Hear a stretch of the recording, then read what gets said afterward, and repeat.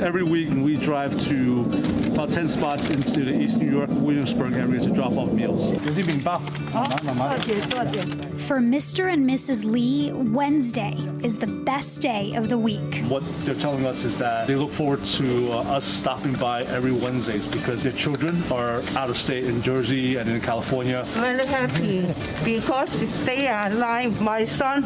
In these times, a simple visit from familiar faces and a bag of groceries with a hot meal goes a long way. Some community members, for sure, were the only people that they see, especially the couple we just met with. It's definitely fulfilling. I think that's part of why we do this. But it's also very tough to see a lot of the older adults feeling lonely, feeling isolated. Steve is just one of over 20 volunteers making these deliveries. And Mr. and Mrs. Lee are two of about 1,200 Asian elders across New York City who look forward to them every week. These are super popular with our elderly. It's part of a larger effort called Heart of Dinner, founded by Yin Chang. Thank you all so much for allowing us to continue. And Moon Lin Sai.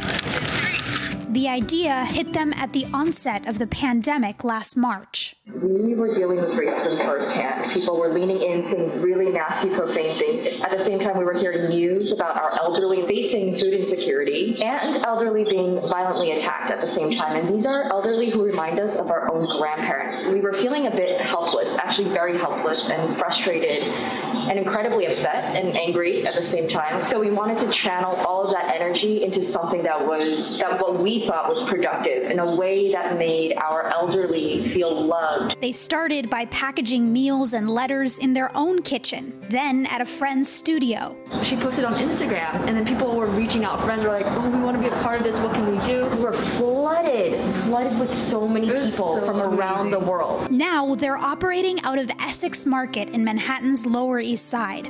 And almost a year after they started their mission, with the help of local restaurants, businesses, volunteers, and donors across the globe, Yin and Moonlin have delivered nearly 55,000 of these bags to Asian elderly in the city, carefully crafted with loving messages and cards, and filled with nutritious, culturally thoughtful foods. Van Da in Alphabet City is one of their restaurant partners. Every restaurant's heard it.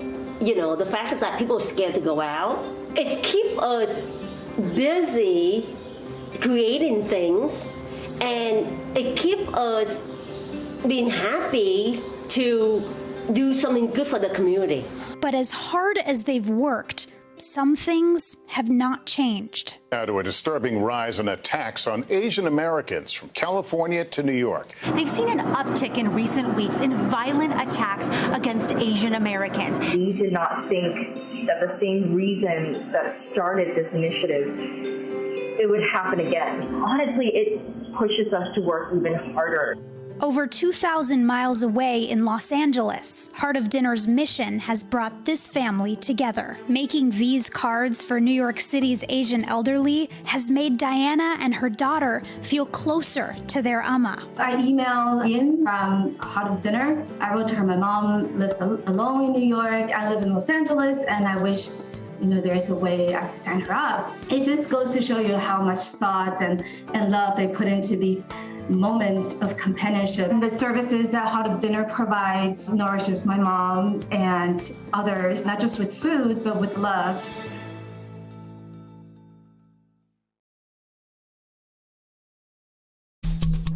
Allison, this is all part of that urgent push to reopen parts of the country. New York State is now allowing arenas like this one to reopen at 10% capacity. The Barclays Center is rolling out strict new testing protocols as it welcomes fans back in tonight for the first time in about a year. But they're starting off slowly. Several hundred fans today, about 300, eventually working their way up to 1,800 fans. Madison Square Garden across town is also reopening today, and this all comes as New York City just announced that within the next couple of days, movie theaters will also reopen at the country's one-time epicenter at 25% capacity. We spoke with the Brooklyn Nets CEO about some of the challenges involved in getting fans back in these seats. mean, the biggest logistical challenge will be the testing. The state of New York requires us to test all fans within 72 hours. We're going beyond that. We're testing all fans, all staff as well, so everybody who will be in the building. And not only that, but we're actually providing the test. It's included in your ticket price. We're handling the logistics for you. We're setting up testing centers. And he also says ventilation will be a key part of all this. This arena can turn over the air inside of it several times every hour. Again, another major milestone for New York City about a year after this pandemic began. Allison. President Biden meeting virtually with a group of Black essential workers today. The roundtable, moderated by domestic policy advisor Susan Rice. The hot topic, how to help Black communities struggling economically and boost vaccinations. Every state, as you know, has a slightly different approach to how to deal with COVID right now.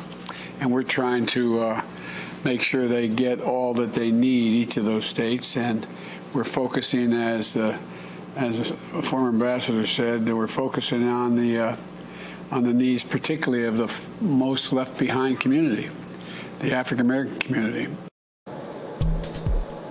NBC News White House correspondent Carol Lee joining me now. Carol, the president also saying that his American Rescue Plan will deliver immediate relief to hard-hit communities like the African American community. What else did he get into?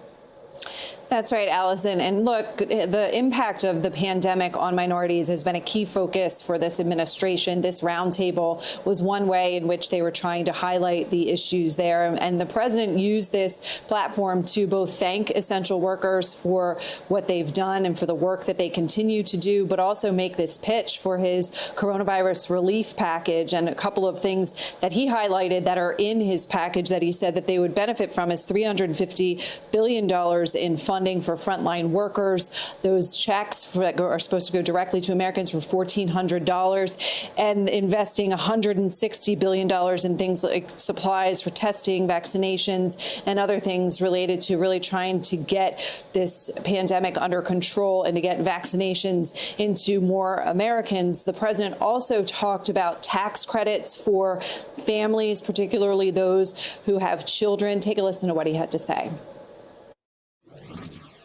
If you make over a certain amount of money, you will get a tax credit of $2,000 now. We're going to raise that to $3,000 per child, and $3,600 for a child under the age of 6, and make it refundable, which is the big deal. Because if you're not making a lot of money and not paying taxes, you may have 2 or 3 kids. You don't get any help at all. The president's working under a bit of a time crunch here. The White House has set this deadline of March 14th for getting his coronavirus relief package through Congress because, Allison, some of those benefits that people are currently receiving begin to expire just then. Carol, today the president has his first bilateral meeting. It's with Canadian Prime Minister Justin Trudeau. They are getting together virtually as well because of COVID.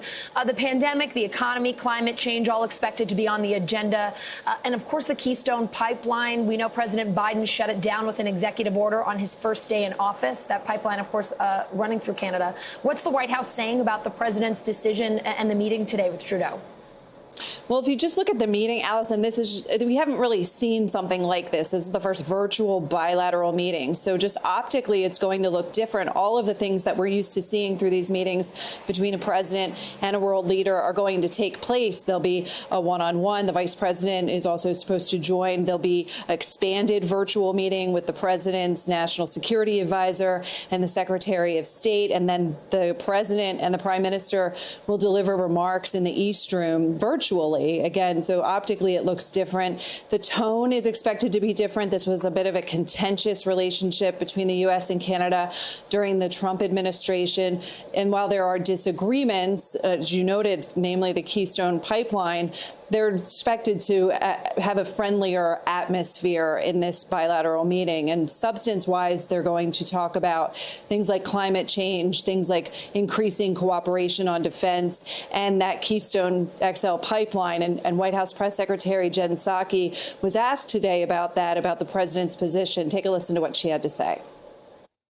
The president was very consistent through the campaign and even before then about his view that that it should be revoked. And he had conversations, of course, with the Prime Minister about it. The Prime Minister raised his concerns directly with the President, has previously, and he's, of course, welcome to today. But the President made clear that this is a commitment he has made in the past, that it's not in the interest of the United States.